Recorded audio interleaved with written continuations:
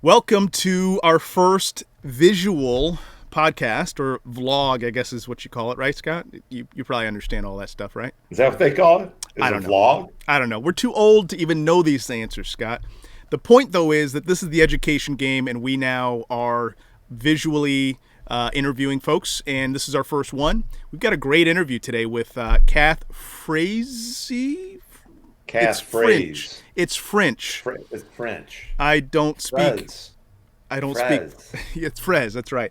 Well, Cath Fraise. she's an amazing individual and friend of yours from a long time ago, Scott. Yeah. That's who we're going to interview today, and we've actually already interviewed her, and we're now in a different. This is like 3 days later, and we have different clothes on, and so people are going to wonder what's going on.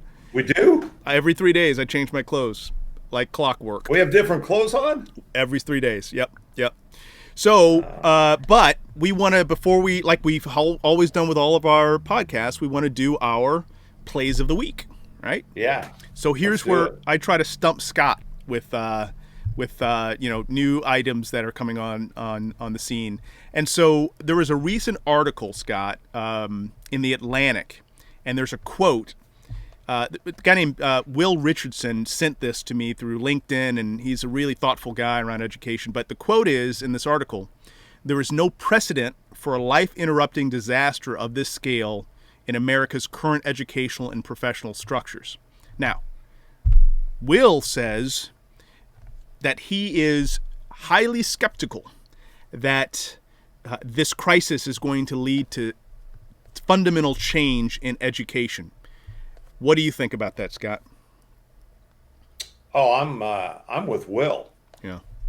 I think well, and it's just not the public education sector. I think all sectors are desperately going to try to return to what they have identified as normal. Yeah. Pre-March 2020. Mm-hmm. I think that's what people are comfortable with. Yeah. And I don't think teachers, principals, parents, or even most students will disagree. Right. The sad part of that, Matt, is I totally agree with the quote, and that is we're going to miss an opportunity, I'm afraid, to really re-engineer the way that learning happens. Yeah. It's interesting because he goes on in his description of the article. He talks about how at the very moment when all of us are learning, we are finding out new ways to use technology. Nobody is telling us to do it. No one is requiring it to be done by a certain time. I mean, people are just adapting and learning, which is the exact same skill set that schools tend to stifle, right? I was going to say, except kids, that are going to school virtually. That's right. They're not having that same opportunity, or very few of them are. That's right. I would be shocked, I say, I hear it. if you could find any teacher that opens up the day with this question. What do we want to learn today? Yeah. I don't think that's happening. Do you? No, Scott, and that's the question that I talk to every parent about, right? What is your child curious about? What do they want to learn about? Start there. That doesn't seem to happen, even when this disruption is at its peak. So, but this goes back to what we talked about around, define public in public school. Sure. Right. So that question doesn't get asked because state legislatures, school boards have decided we can't ask that question because we have so much that we want to teach. Yeah. And that we want kids to learn. Yeah. Well, so let's do the next play of the week, Scott, and this is a big one. You may have heard that there was an election last week. It apparently is not decided. I don't even know what that means, but regardless. Well, it's in our household, it's decided. That's right. Now, it might not be decided, in terms of the country Yeah, because yeah. the current president has not conceded. Conceded. Yeah, yeah, yeah, But at yeah. 18 Bailey in Montpelier, it's Careful, decided. careful giving out your address, Scott. We're That's gonna okay. make some enemies in this work at some point. So, all Yeah, right. So here's the question for you, though, Scott. your mom Um, and dad are going to come find me at oh yeah, 18 Bailey. right, because we have so many listeners. I think it's three, and two of them Yeah. are my parents. Yes. So here's the thing, Scott. Are kids going to get? Are kids winners in this election? Um, okay. So I like Joe Biden. I voted for Joe Biden, but like what we want to happen, I don't think the Biden administration is going to be behind that because um, they're not thinking that way, No, Matt. no. You know, the first lady is going to be a teacher. Biden's really proud of that. Yeah, The teacher unions are going to cuddle up to that, sure. and I think that there is going to be or at least the thought of a Biden administration. Let's get back to normal. Let's get back to traditions. Yeah, I don't think Joe Biden is the type of guy that you could walk into his office and say, we want to re-engineer the entire public education field to create self-directed learners. or even just let's just even make it a little bit more modest, Scott. We want kids to focus on learning. Period. Right? That's a fairly modest ask, but no, instead it's going to be focused on grades, standardization, the rules and this and the learning that someone else has defined for the kid to acquire. I mean, it's not going to shift at all. And so, I think we are in agreement that even though that we like who won the election, kids are still in the same crappy spot that they've been in for the last 40 years, and we can see nothing on the horizon that's going to shift that. Correct?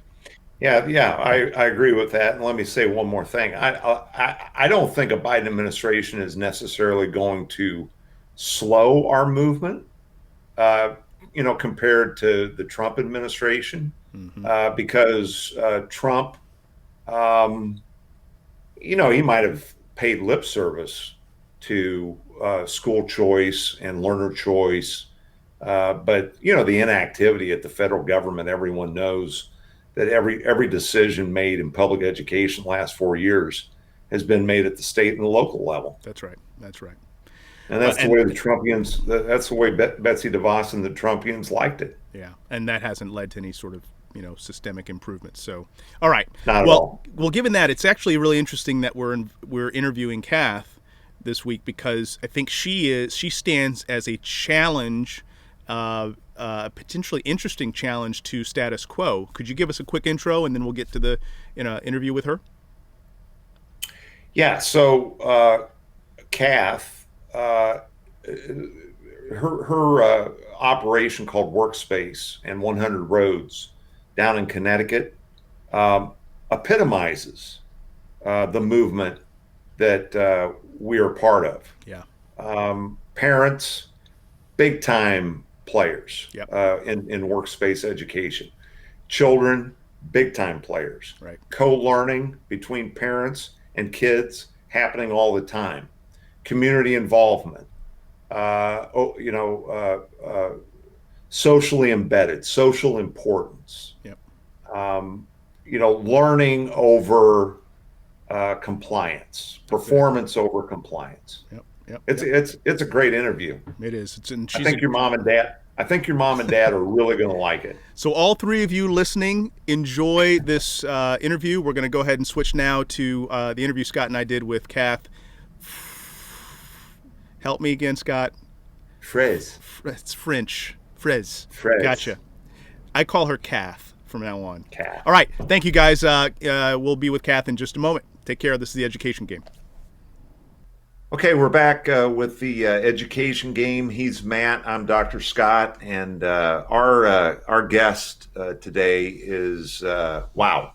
The first time I met this lady, she absolutely blew me away with her vision, her passion, her intelligence.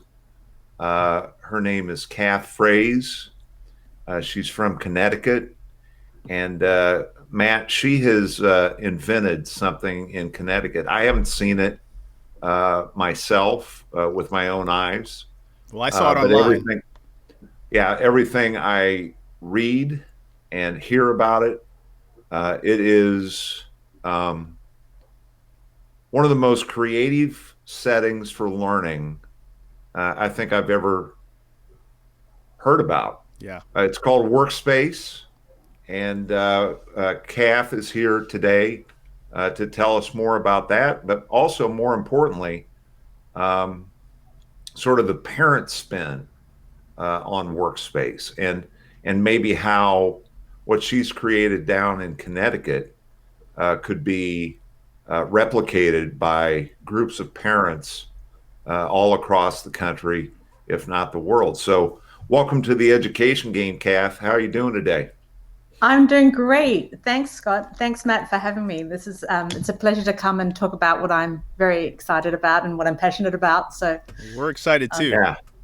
Yeah, it's our honor and pleasure to have you on the podcast today. So let's get right into this. Yeah. So what was the driving force in your mind that allowed you and others to create something like Workspace? How did that happen? Well, it tends to start, something like this, to take on such a big endeavor, starts when you have children that actually really, really need it. And, I had a son who I tried putting in school and it just wasn't going to be a good fit. So then when we were homeschooling, I did project-based homeschooling for approximately 10 years at home. I found there were some real limitations in a home environment. I mean, I loved homeschooling. I loved that my children were having individualized pathways. I loved making sure that they had a really great peer group, and I could control that a bit to make sure that they were happy and bubbling along in their learning journeys. But there were some things missing. And also for me as a mother who was homeschooling, I was feeling a little isolated, a little lonely, a little unable to fully express myself. And it was hard to find enough children to do different projects for and to find the educators. And there was a whole ecology of services that I thought would really enhance my learning. Like, for example, I really wanted a science lab for my kids to do real science and to solve real world problems. And I just couldn't get into a science lab. I really wanted a maker space where my kids could be Imagine that, Cath. You just couldn't get into a science lab. So you created your own science lab. Right. So I'm like, oh my gosh. So, I was a public school teacher. So I do know the public school environment. I decided I didn't want that for my children. I fell in love with Montessori philosophy. I did 3 Montessori certifications. So I'm trained from a, yes, Matt. Cath, I want to interrupt you because I'm sorry. You said that you didn't want your child in the public school environment. Why? I did. Well, because I had been a teacher in it, and I'd also been in it for 12 years. And I felt that, I saw as a teacher a lot of children being bullied. And I saw that the learning that I was trying to impart, because I was a social studies teacher, was not what the kids wanted to learn at the time. Bingo. And it took so much energy for them to actually learn something that they weren't interested in. Right. And I was forcing them to do it. And they didn't want it to stick. Right. Some people it worked for, right? But the majority it didn't. And I mean, I can't imagine being a child in the bottom 50% for your whole education. It teaches you that you're stupid. Like, I just would not want that for my child because, I created 2 beautiful humans and I want to give them the very best I can. I wanted to hear you explain it because that was great. So I'm sorry to interrupt your description of your journey. So. And now I'm going to forget where I was. But you were going into Montessori and you started exploring Montessori. So I did 2 Montessori certifications and I was doing my adolescent training, and one of the challenges was to envision the perfect learning environment for for the children that you were serving in your community. And in Montessori and adolescent education, the perfect spot for that is actually on a farm, because it's there that they can be in nature, they can start their little enterprises, they can read great literature and act, and have think about these ideas, and it's just a beautiful environment for early teens. But when I talk about that with Fairfield County parents up here in the East Coast, to say, well, would you like your child to be doing their education on a farm? And the reaction is like sheer horror. And my husband's like, no one's going to want to do that. And then no one's going to want to pay like $30,000, $40,000 for a Montessori, education either. I mean, private school is so expensive. And what I was thinking was, the thing I was imagining, no one could afford. None of my friends could afford. None of my homeschooling friends. They're usually a one-income family. Right. They can't afford a $30,000 education for each of their children. Right. Like, who can do that? So I was thinking, well, we need to imagine a way that we can do a low-cost environment that's an alternative to a farm, where the children are in touch and can play and create with the tools of their generation, which are digital tools, right? They can do all the performing arts, because we didn't also, like, the school down the road has a big performing arts center, which we don't have access to as homeschoolers. So I wanted to have a black box theater. So we have that. We have a gym. We have an industrial kitchen. We have a program where the children are learning how to grow the food that is being cooked in the industrial kitchen. So we have an entrepreneurial lab. We have all these different spaces for education. And the parents are empowered to create the best possible education for their children, to bring the best stuff they can find into the center, so that we can all participate and co-create together exactly what our children need to be successful. So I want to ask a question about the parents at Workspace. But before I ask the question, I just want our listeners to pay attention to something that Cath just said. And that is, so if I heard you right, what you basically said was, as a teacher within a school system, you knew that things were not going well for a lot of your children around their learning potential. And even when you were in the system, you felt frustrated by that, so much so that you left the system and created, well, what arguably might be thought of as a new system, right? A new system, not focused on school, but focused on learning, right? Yes, well, any system that you're designing for the future has to be human-centered, and yes. It has to be designed for humans. And we're organic, beautiful creatures that like to play and create and manifest ideas together and to co-create. And we love learning just in our natural state. And we learn, we evolve to learn through stories being passed down, and all of this has been kind of like beaten out of us in a structure that is really designed.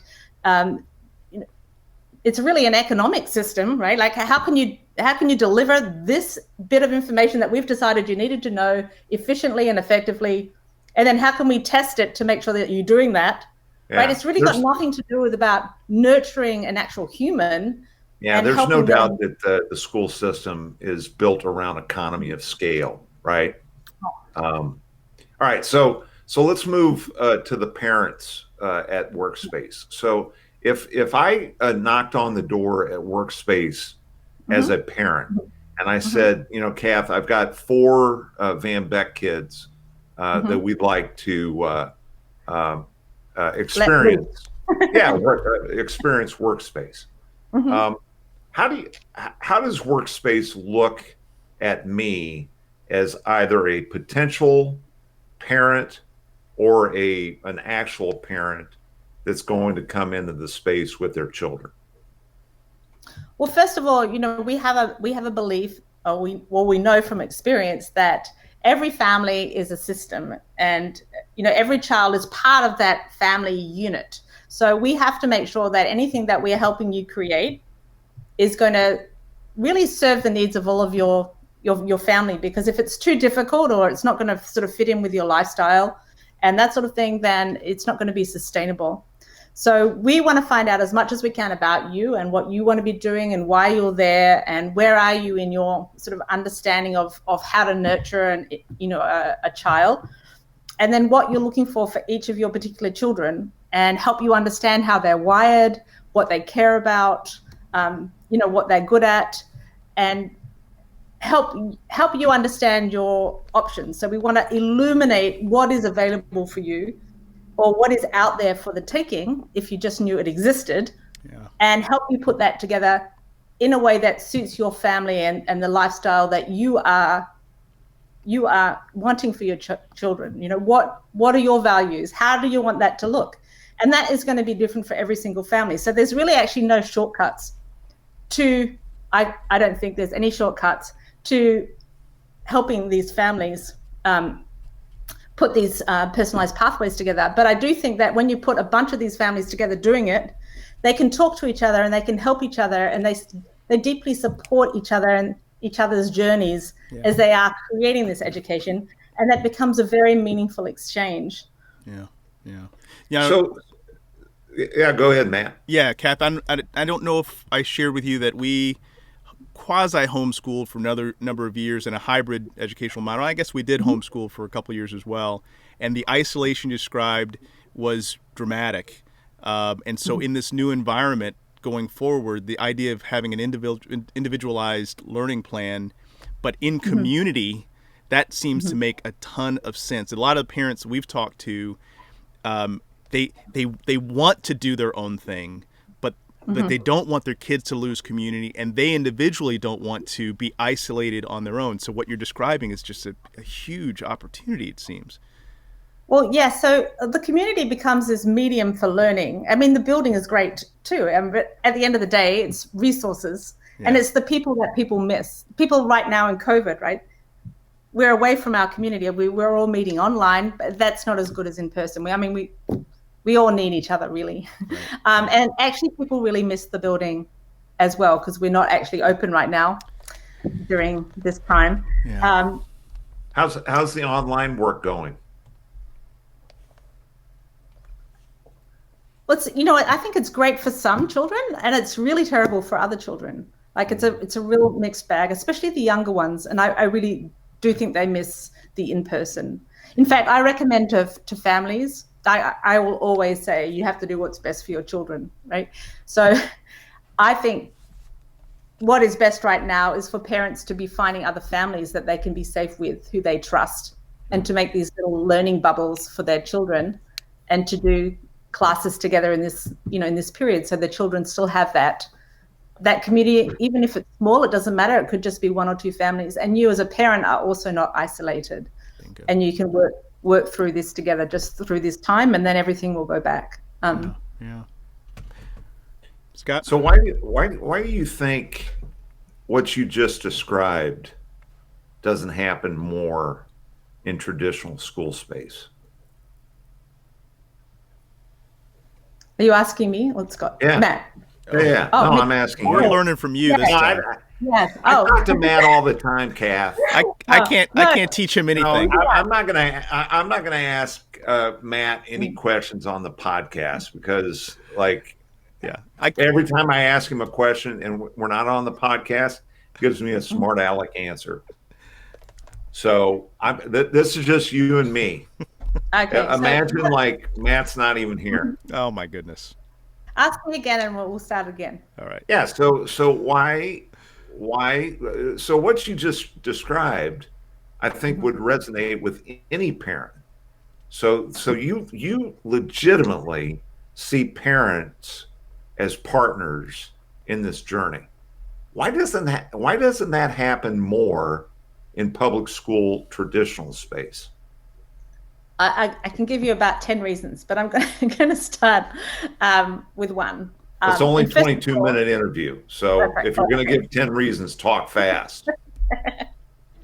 All right, so I see families as units. Families are units. We're making strong families to make strong communities. Schools see individual children separate from all the other family members. And separate from the community as well. Separate from the community, exactly. And also, there's a huge distrust of parents nationally. Everyone's like, get the parents out of here. I don't want parents anywhere near here. Everyone says that to me. Oh, sure. Why do you want to deal with parents?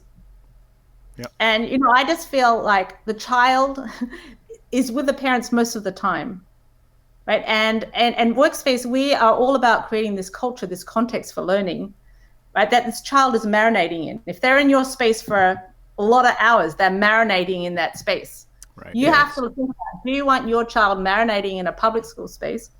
And maybe you do if it's a great public school, right? Maybe you don't if it's a terrible one, right? But if you know that your child is being harmed in that space and you let them marinate in that space, they're going to be spending their 20s unpacking what you've just done, right?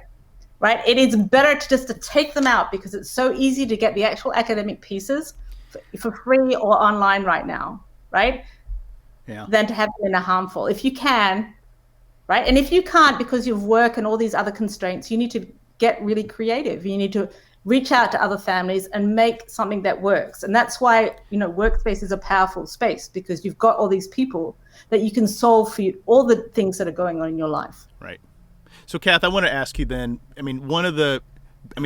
some of what we do when we're talking with families is try to understand the barriers that are preventing them from doing the very thing that they know in their hearts that they want to do, right? And so one of those barriers is this question of, well, if I throw out the game plan and pick up a new game plan and start working it with, a social bubble, and I'm learning non-traditional things, but things that are incredibly important. You mentioned entrepreneurship skills, cooking. You mentioned gym, theater. These are. I know there's a tech space in your shop as well, right? So these are all critical skills that aren't taught in the school, but parents say, well, gosh, if they don't learn the tests, if they're not able to perform well on the state test or the standardized test, pick your standardized test, then I might be harming my child. How would you answer that concern? Well, I think the standardized tests are harming a lot of people because it's making you as a parent blind to what your child really needs, right? Because you are trusting society. You're trusting some bureaucrat or group of people to say this is what they need. You're trusting the colleges who are controlling this whole testing scenario so they can sort people. I mean, you're putting your child through this game and you're choosing to do it, right? There's a big opportunity cost for that. So that's also harming your child. Yeah. Society is telling you that you need to stay on this conveyor belt of these hoops for your child to jump through, but you really don't need to do that anymore. All of our kids are getting into college without doing a lot of these things, right? And, if you have a child with anxiety, just taking them off that conveyor belt and really listening to that child, right, can change your child's trajectory for the better for life, right? That's right. So there's an article I'm getting ready to write that's going to speak to what you just spoke to, and the working title is, so who is the public in public schools? Because what you just pointed out, Cath, I think is spot on. Over the last 50 years, we've convinced ourselves that state legislatures, state boards of education, and school boards, for the most part, is the public in public schools. And I know, because I grew up in rural Iowa, we had school boards. I guess we had a state board of education, and we had a state legislature. But in Avoca, Iowa, everyone knew who the public was in public schools, and it was the parents of the children. So I'm really glad that you're pointing out that the shift that we have to, I think, we both agree, we have to shift that back. Yeah. So what's next for Workspace? I think that we've all seen that we really need to be creating these equitable solutions, right, that everyone can participate in. And, when I think about Workspace, it is a fantastic building, but it was expensive. I mean, it's expensive to run a building, and it's a lot of pressure to put on families to have to pay, to keep a building that size and that awesome open. And during COVID, I discovered that we can actually create a lot of the magic of what happens at Workspace in the cloud. And if we do it in the cloud, I mean, real estate in the cloud is free. And it's also very, very quick to build. We can very easily invite everybody up into the sky and participate in all these activities. And then they can actually build their little communities. They can have their storefronts in the cloud. They can gather all their people in their storefront inside the cloud. And then they can meet all the other people doing it. And then they can organize space on the ground too when they have enough people who want to organize in a little area. So, my excitement about the future is that we can create these global online co-learning communities and connect people across the world so that, our children will know someone in every single country, right? They will understand why they want to learn different languages. Yes. They can explore. The world will become their oyster, and they will have the people and the connections to be able to find whoever they want to help them, whatever learning community they want to join, like a community of practice. Sorry, Matt. Yes? No, what the vision you're casting is one that is so foreign to everything that we're taught and we've been exposed to for 100 years in education. And, you and folks like yourselves, like Andrew Sachs at Nobel Explorers, who are creating these environments for kids to connect with other kids and to learn without someone telling them, learn this at this time, in this way, leave the computer off while you're learning it. I mean, don't work with your partners while you're learning it, right? That is, I guess what I'm trying to communicate here is, you're there already. How do we get parents who, when they hear what you're describing, they say, I just can't get my head around it? How do they start? What are the things that they need to begin doing to get I want them to think about drive, the idea of drive, right? So you can go to the best university and you can be like a bump on a log and not create or do anything, right? Or you can be sort of hungry and have this drive, and you can start with nothing and you can build and create something amazing. For me, it's all about how do we get people actioning their ideas or manifesting their ideas in some format, and how can you develop that in your children so that they are active, engaged participants in the world. And I think that if you're going to spoon feed them in a system, it's unlikely they're going to develop that drive, right? If you're going to use external rewards, like if you do that, you're going to get this reward. They might work for the reward, but are they working for that learning, right? Bingo. And as the world speeds up and we have to consistently be upskilling, the most important thing that we're going to have to be able to do is to be a lifelong learner, is to teach ourselves things and to find things that are going to upskill us so we're going to be a valuable person in the world. And if you continue in this pathway that we've been on with education in this country, we're just not going to have a skilled enough workforce to keep America on top. Yep. Hey, Cath. So I've got go ahead. No, I just think that we need to create systems that create drive. And what is drive, right? It's really people just doing something, right? It's going in a direction. So how do you get people to go in a direction? Right. And it's not by forcing them, right? You need to lure them in. You got to make them want to do that. So how can we create this mycelium space where they want to actually get off the couch and do something in a direction? And if everyone's doing that, they're going to find their mentors. They're going to start manifesting, and this whole magical process will start happening on its own. Yeah. But we can't keep putting these roadblocks in front of people's learning and making it this hard thing and this boring thing and learning at the wrong time and learning so you're being compared to everybody else. And it's just one negative experience after another in environments stifle you.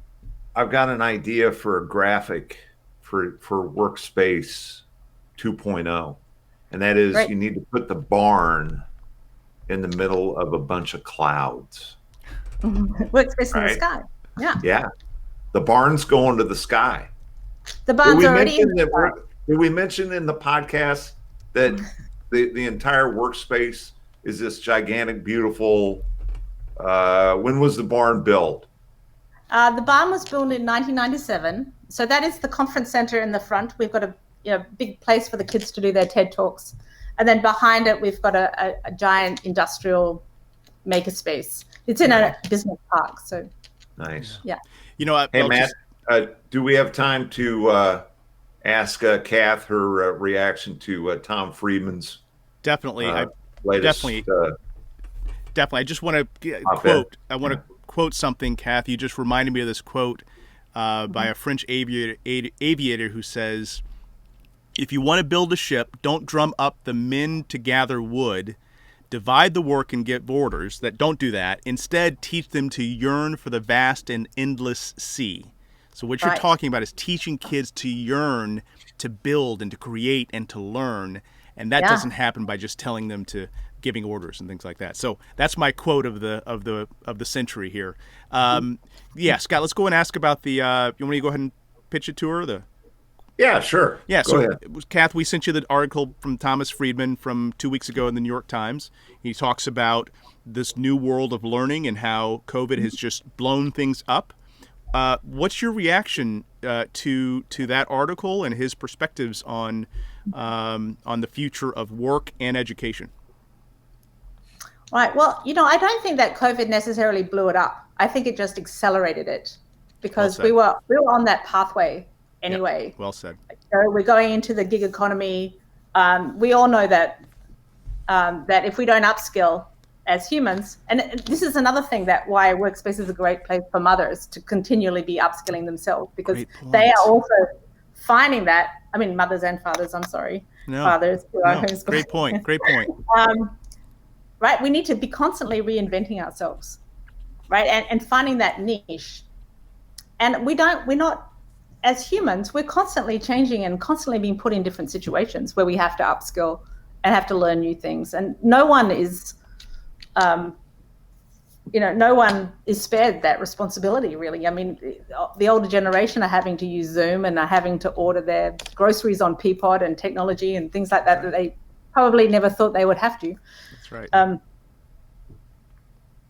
So, creating places like Workspace, whether it's in the cloud or on the ground or just, in my opinion, the social landscape we have right now in towns is not really serving the community very well.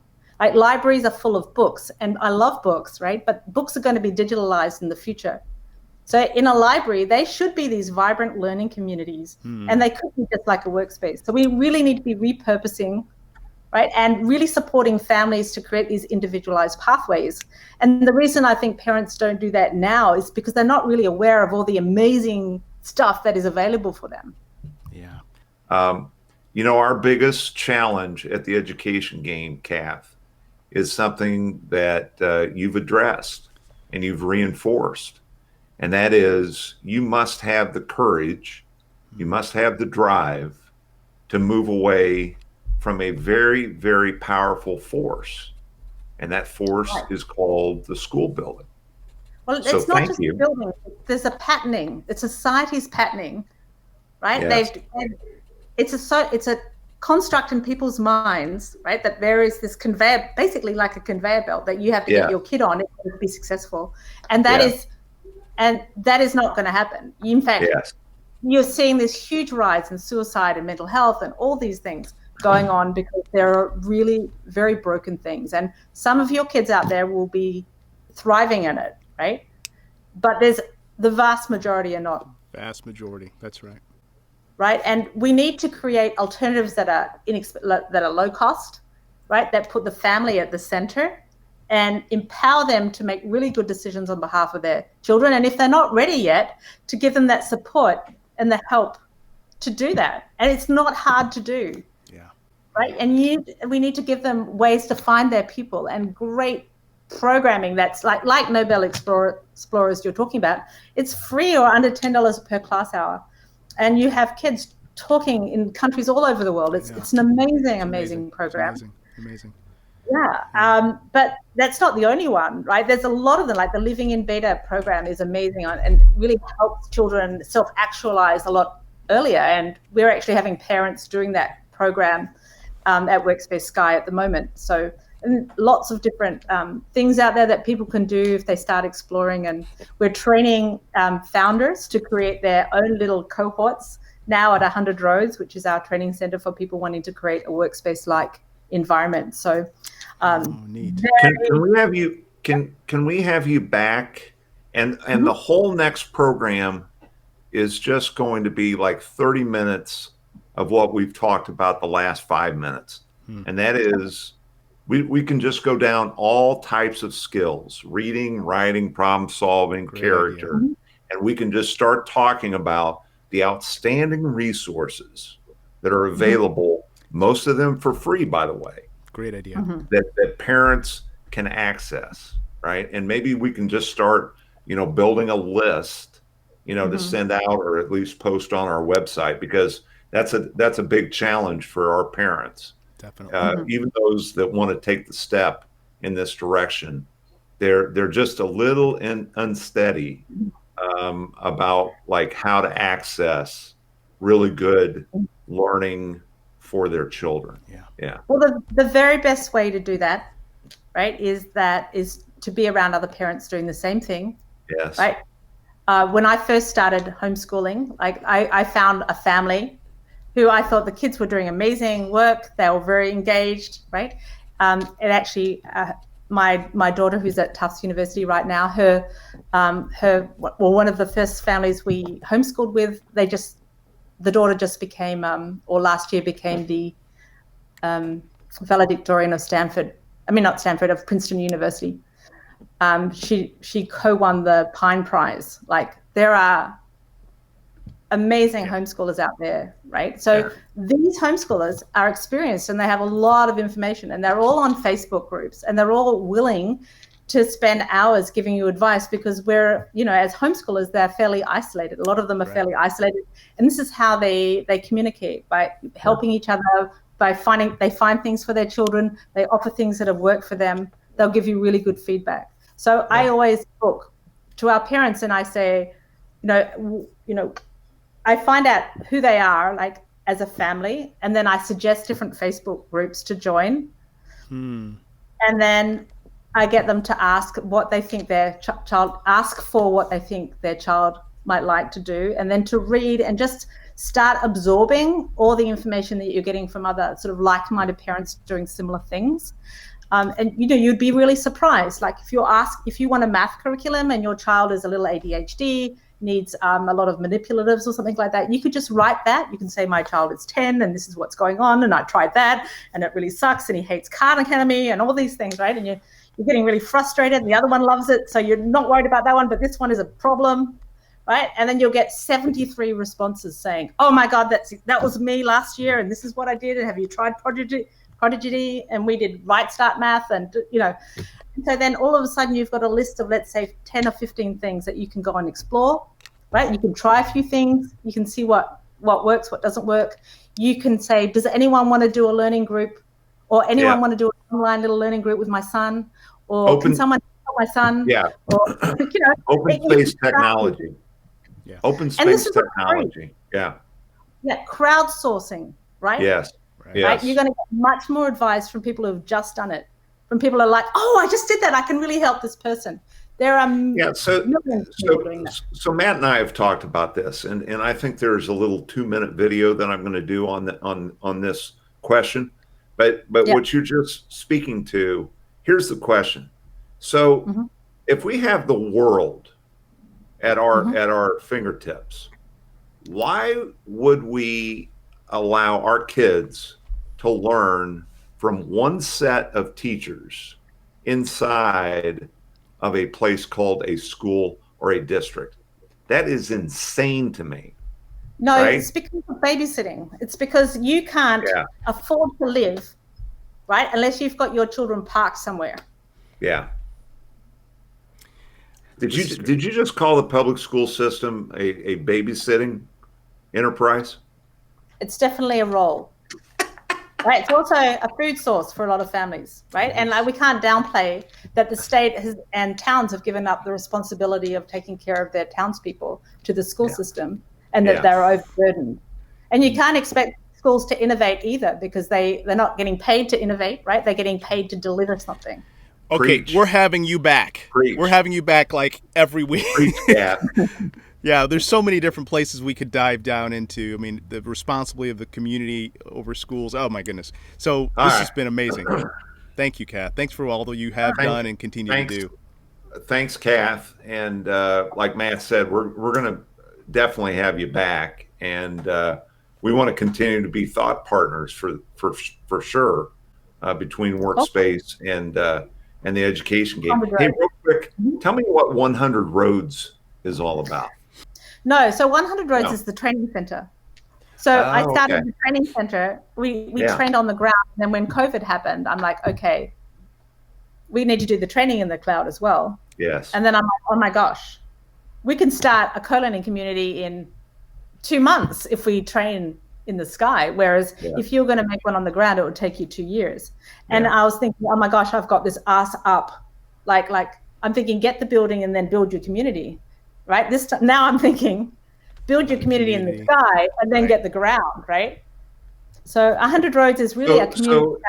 So at the end of these interviews, it's Matt's job to edit down. I would not want to have Matt's job, because pretty much everything I've heard in the time that we've spent together is gold to my ears, and I think it's going to be gold to our parents. Cath Fraise, thank you so much. Thank you. And my pleasure. We just have to continue this conversation, and we have to continue the movement, right? Absolutely. It's so important. Thank you so much. He's Matt. I'm Dr. Scott, and this was the education game. It is the education, not it is the education game. Thanks, Cath. Take care. You take care too. Scott, I love Cath. I love her. Isn't she great? She's helped me with my kids so much in just the month and a half I've known her. Gosh, yeah.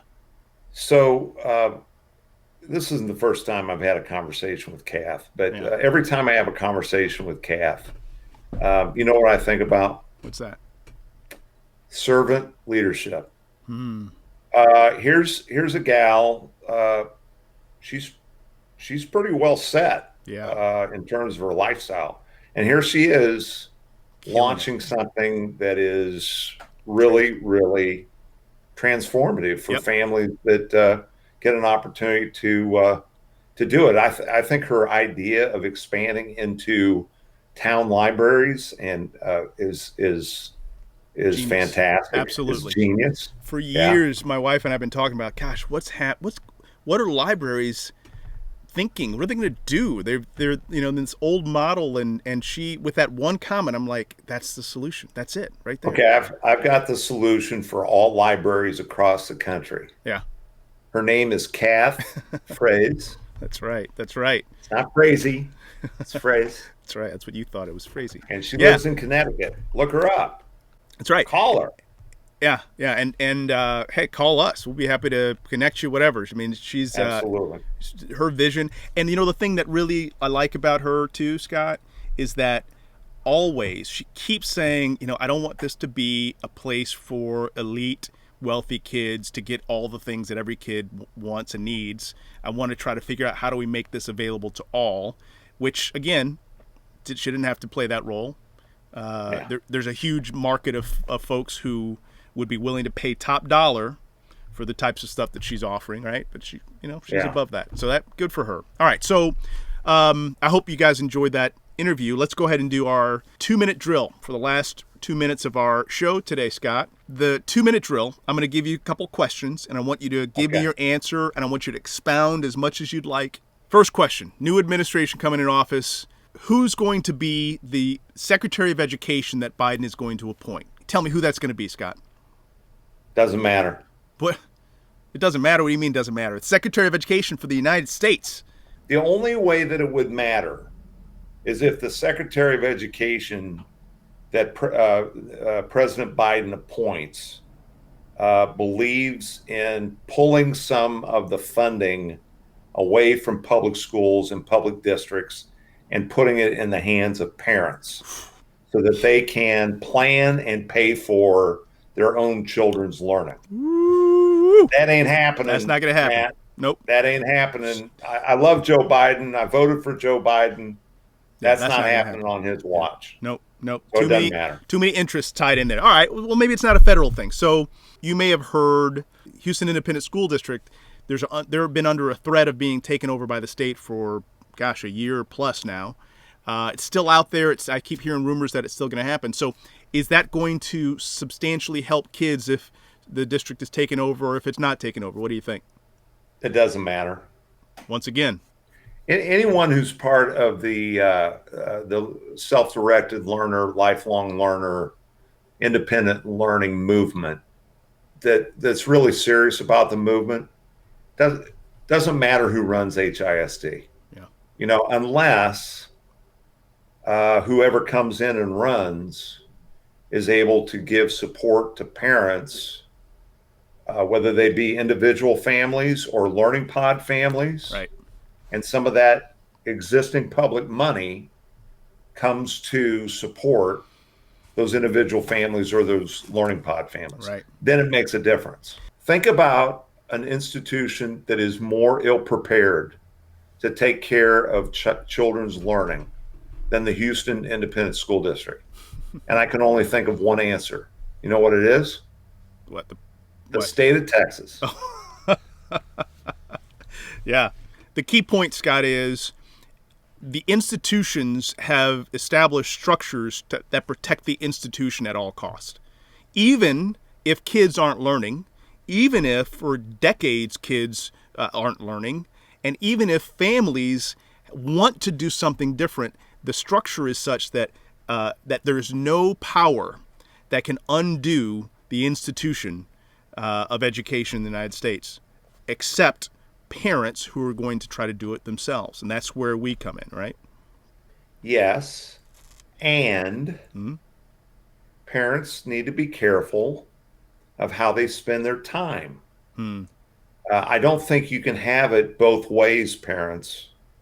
I don't think you can send your kid to school and then wring your hands every night that the school is not creating a self-directed learner or a lifelong learner or an independent learner inside of your child. Yeah, it's not built for that. School districts, schools are not built that way, Matt. That's right. That's not what they do. So our job, Scott, and let's go ahead and close it up here. Our job is to help parents make that bridge from dependence on a school that doesn't prepare the kids for the future to a structure, and it depends on the circumstance of the family, but the structure that allows that child to become the independent learner that they're going to need to step into this future that is going to be extraordinarily challenging to a young person who has not figured out that they can learn anything they need to learn at any time, in any way they need to learn it. Right. So that's and everyone needs to understand it's going to be a long, heavy haul. Yeah, but that's right. You and I didn't start this because it was going to be easy. We've done easy things in the past. Right. Look at easy. Easy doesn't interest us. Right? Well, impact interests me and you too. Yes. All right. We're done preaching. Let's go ahead and close it up. Hey, y'all. Thank you for joining us. We want to remind you that the Education Game is brought to you by our friends on Patreon, as well as Community Health Choice as sponsors. We're produced, at least the audio version of our work. The podcast is produced by Podastery Studios. A guy named Bo York does great work. You can go to theeducationgame.com to get more information about what we're up to. We've got a great webinar coming up this weekend. We continue to do multiple webinars. And we've got a course that we're building out that is really designed to help parents move on that continuum from dependence on school to really focusing on learners. So our guest this week, again, was Cath Fraise with 100 Roads and Workspace Education. Workspace. Yep. Look her up. She's amazing. I'm Matt Barnes. This is Dr. Scott Van Beck, and we are the Education Game. Thanks for joining us this week. We look forward to seeing you again soon.